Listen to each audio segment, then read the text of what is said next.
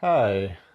So, about 2 or 3 years ago, I bought a 55-inch TCL TV, and out of the blue, the screen wouldn't turn on, and the standby light was flickering.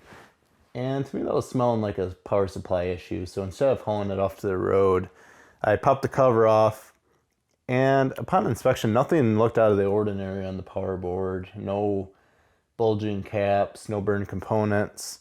So I popped it out and started probing around. And before you do, make sure that you take a 1 mega ohm resistor and discharge this cap here, or just on the line in neutral coming in, and then also on your 12-volt rail coming out here. There's some pretty beefy caps there.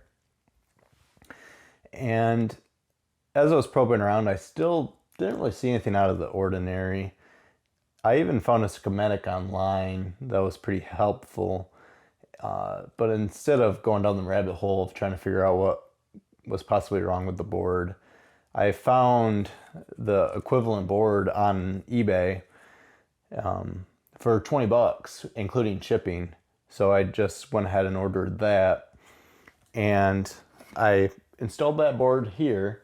So I will turn off, I'll put the cover back on the TV and power it on and see what happens.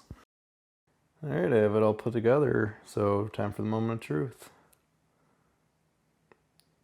And it works, awesome. So yeah, in my case, swapping out the power supply board did make the difference.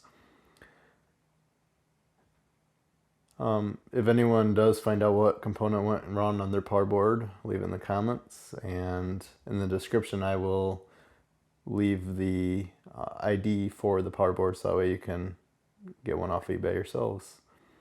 Alright, thanks for watching. Hope this helps.